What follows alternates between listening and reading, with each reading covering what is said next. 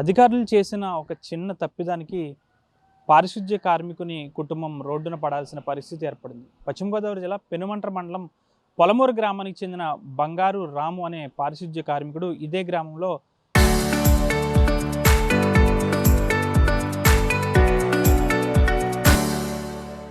ఎన్నో ఏళ్లుగా పారిశుధ్య కార్మికునిగా విధులు నిర్వర్తించారు. అయితే వాస్తవానికి తాను 2020వ సంవత్సరంలోనే రిటైర్మెంట్ అవ్వాల్సిన పరిస్థితి. అయితే అధికారులు ఆ విషయాన్ని పారిశుధ్య కార్మికుడైన రాముకి చెప్పకపోవడంతో 2022లో రిటైర్మెంట్ అనేది ప్రకటించారు. ప్రస్తుతం వారి ఆవేదన మనం చూడొచ్చు. ప్రస్తుతానికైతే ఈ 2020లో చేయాల్సిన ఈ రిటైర్మెంట్ కాస్త 2022కి వెళ్ళడంతో ప్రస్తుతం 4 సంవత్సరాలుగా దాదాపు వీరికి నెల నెల వచ్చే పెన్షన్తో పాటు ఇతర సదుపాయాలు ఏమీ రావడం లేదని వీరు ఆందోళన వ్యక్తం చేస్తున్నారు.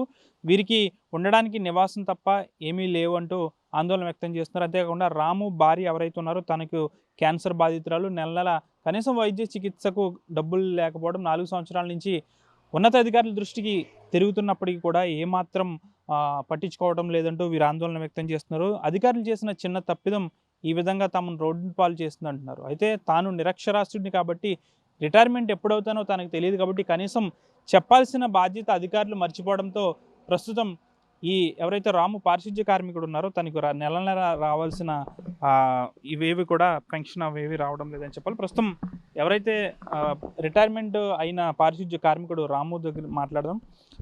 ఎప్పుడు రిటైర్మెంట్ అవ్వాలి అసలు మీరు?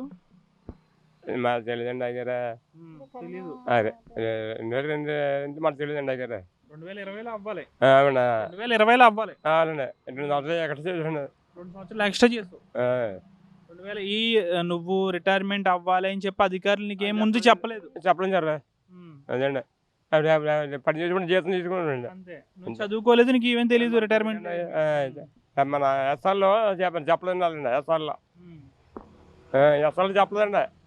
ఇప్పుడు మేనేజ్ అప్పుడప్పుడు తీసేప్పుడు నాకండి అప్పుడప్పుడు మార్చారండి నాకు. 2020లో రిటైర్మెంట్ అయ్యావు.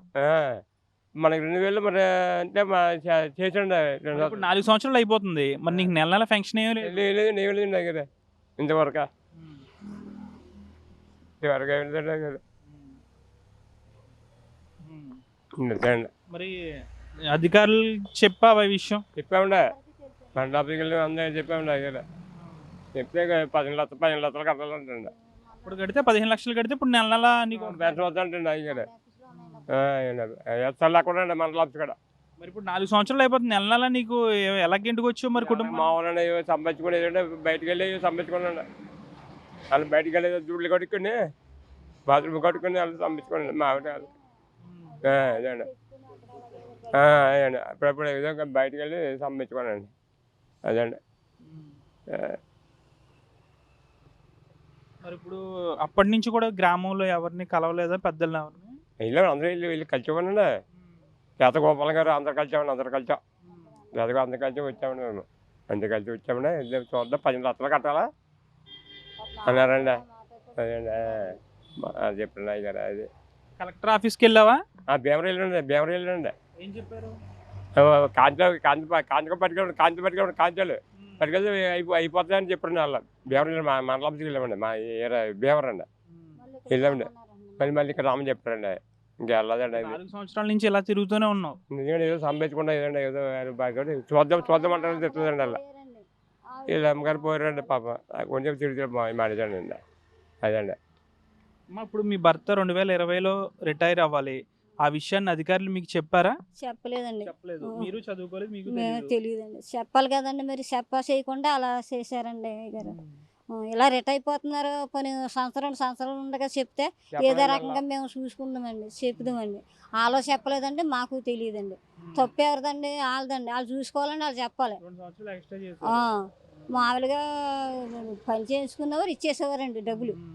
ఇంకా అక్కడి వరకు ఇంక ఇవ్వలేదండి. మరి ఇప్పుడు 4 సంవత్సరాల నుంచి నెల నెల మీకు పెన్షన్ లేదు, ప్రభుత్వం నుంచి వచ్చేది ఏమీ లేదు, ఎలా బ్రతుకుతున్నారు? తెచ్చుకుని అడుక్కుంటున్నామండి. వాళ్ళని అడుక్కున్న పరిస్థితి వచ్చిందండి అబ్బాయి గారు. మీరు ఇంకా వాళ్ళు ఎవరొకరు తెచ్చిపెట్టింది తెచ్చి అలా చేస్తున్నామండి. మా గురించి ఎవరు పట్టించుకునే వాళ్ళు లేరండి. అదిగో ఇదిగో అంటున్నారండి, ఎత్తలేదండి. కొన్ని పెన్షన్ అయినా అసలు ఏందని ఇవ్వాలి కదండి, వాళ్ళు మాత్రం పట్టించుకోవాలి కదండి. ఎవరొకరు వచ్చి అలా చేస్తున్నారండి. దగ్గర 4 సంవత్సరాల నుంచి ఎక్కడికంటే అక్కడ తిరగమన్నారు, ఇక్కడ తిరగమన్నారు, అన్ని చోట్ల తిరిగామండి. అదిగా వస్తాయి ఇదిగా వస్తాయి అన్నారు. కొంచెం ఏమో అక్కడ పెనగొండలోనూ నరసాపేటలో ఉన్నాయన్నారండి. తర్వాత గట్టిగా వెళ్ళి అడిగితే ఇక్కడ ఉన్నాయని చెప్పారు, పైరు చూపించారండి. అలా చేశారండి. మరి అంటే మీకు క్యాన్సర్ అని అంటున్నారు, క్యాన్సర్ రొమ్ము క్యాన్సర్ అండి. మీకు రెండు వైద్యానికి 2-3 లక్షలు అయింది అవ్వదండి బాబు. అదే బిల్ల వాడుతుందండి బిల్ల అయ్యి ఎలా ఉంటానో తెలియదండి. మీకు అబ్బాయిలు ఎవరైనా ఉన్నారా? 2 అబ్బాయిలు పాప అండి. వాళ్ళ సంసారం వాళ్ళదా? 15,000 జీతం అండి. దాన్ని ఏమడుగుతామండి. ఏదో ఇప్పుడు మిమ్మల్ని 15 లక్షలు కడితే అప్పుడు మీకు నెల నెల వచ్చి బెనిఫిట్స్ వస్తాయి అంటున్నారా? అంటున్నారండి. ఎక్కడ నుంచి ఏమండి బాబు, పొలాలు ఉన్నాయి, పొట్టలు ఉన్నాయి, ఏమున్నాయండి మాకు వెనక ముందు. స్థలం ఉందండి, 5 సెంట్ల స్థలం. ఇంక ఇదేనండి కొనటానికి. ఇలా ఇది తప్ప ఇంకేముందండి మాకు. ఇంకా మీ సమస్యని కలెక్టర్ గారికి చెప్పారా? కలెక్టర్ గారికి వెళ్ళారు, కౌరంపారండి, వెళ్ళారండి, అన్నీ చెప్పారండి. వీళ్ళు నాకు బాగాలేదు కదండి, వెళ్ళలేను కదండి నేను. వెళ్ళారండి, వెళ్ళి గోపాలం గారు వీళ్ళు మొత్తం వెళ్ళారండి. వస్తానన్నారండి. మరి ఫోన్ చేశారండి మిగ్గిని. ఇప్పుడు మరి మీకు ఏం న్యాయం కావాలమ్మా? ఏముందండి బాబు, అసలని రావాలండి. నెలకి ఇచ్చేలాగా చూడండి బాబు. చాలా ఇబ్బందుల్లో పెడుతున్నామండి. ఏమండి మాకు ఒకటి బాగాలేదండి. ఇంకా పిల్లలు 2 ఉన్నారండి పెళ్ళికి. ఈ 4 సంవత్సరాలు అప్పులు అయిపోయామండి. వాళ్ళు ఇంటి మీద వచ్చి గొడవ చేస్తున్నారండి. ఏముందని ఏమండి వాళ్ళకి యువకులు ఉన్నారా అలాగే అలాగని వాళ్ళు అంటున్నారండి. ఈ 4 సంవత్సరాలు యువకుండా ఉన్నారా, ఇన్ని సంవత్సరాలు ఏం చేస్తున్నాం అలాగే అలాగని అందరూ అంటారు. ఎవరికాళ్ళకి వచ్చేస్తుంది, మీకు రాబోవటం ఏంటని అంటున్నారు. అలా ఉందండి బాబు.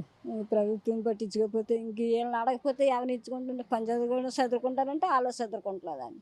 ఇంకా అలాగేనండి అక్కడక్కడే తెచ్చుకుని చేసుకుని ఏదో అలా గడుపుకుంటున్నామండి. చూసారు కదా ఈ వృద్ధ దంపతుల బాధ. బంగారు రాము ఎవరైతే ఉన్నారో తిను ఇదే గ్రామంలో పారిశుద్ధ్య కార్మికునిగా ఎన్నో ఏళ్ళుగా సేవలు అందించారు. అయితే 2020లోనే రిటైర్మెంట్ అవ్వాలి. అయితే అధికారులు కనీసం ఇన్ఫర్మేషన్ ఇవ్వకపోగా 2 ఏళ్ళు ఇంకా ఎక్కువ ఎక్స్ట్రా డ్యూటీ చేయడం 2022లో రిటైర్ అయ్యారు. అయితే అప్పటి నుంచి కూడా ఈ కుటుంబానికి వచ్చే పెన్షన్ కానీ ఇతరత్ర ప్రభుత్వం నుంచి వచ్చే సదుపాయాలు కానీ ఏమీ రాకపోవడంతో వీరిద్దరూ కూడా ఆందోళన వ్యక్తం చేస్తున్నారు. ఇంకొక విషయం, ఎవరైతే బంగారు రాము ఉన్నారో తన భార్యకు రొమ్ము క్యాన్సర్, ఆవిడ కూడా నెల నెల దాదాపు ఎక్కువ అమౌంట్ అవుతుందంటూ కూడా బాధపడుతున్నారు. అయితే 4 సంవత్సరాల నుంచి కూడా ఎన్నో ప్రభుత్వ కార్యాలయాలకు తిరిగాము, జిల్లా కలెక్టరేట్కి తిరిగాము, అయినప్పటికీ కూడా ఫలితం లేకపోయిందంటూ కూడా వీరు ఆవేదన వ్యక్తం చేస్తున్నారు. అయితే గ్రామానికి సంబంధించిన అధికారులు చేసిన చిన్న పొరపాటుతో ప్రస్తుతం ఈ పారిశుద్ధ్య కార్మికుని కుటుంబం రోడ్డున పడింది. దాదాపు అప్పులు చేసుకుని మేము బ్రతుకుతున్నామంటూ కూడా వీరు ఆవేదన వ్యక్తం చేస్తున్నారు. దాదాపు ఇప్పుడు 2026 ఇంకా 4 సంవత్సరాల నుంచి కూడా వీరికి ప్రభుత్వం నుంచి వచ్చే సహాయం ఏది అందట్లేదు. అది కాక 2 సంవత్సరాల్లో జీతం ఎక్కువ తీసుకున్నారు కాబట్టి, రిటైర్మెంట్ కంటే 2 సంవత్సరాలు ఎక్కువ చేసి ప్రభుత్వం నుంచి జీతం పొందారు కాబట్టి మీరు 15 లక్షల రూపాయలు ప్రభుత్వానికి రిటర్న్ కడితే మీకు నెల ఇప్పుడు పెన్షన్ ఇతరత్ర సదుపాయాలు వస్తాయంటూ ప్రభుత్వం నుంచి నోటీసులు కూడా వీరికి రావడంతో ప్రస్తుతం వీరు ఆవేదన వ్యక్తం చేస్తున్నారు. ఇప్పటికైనా అధికారులు ప్రభుత్వం స్పందించి తమకు న్యాయం చేయాలంటున్నారు.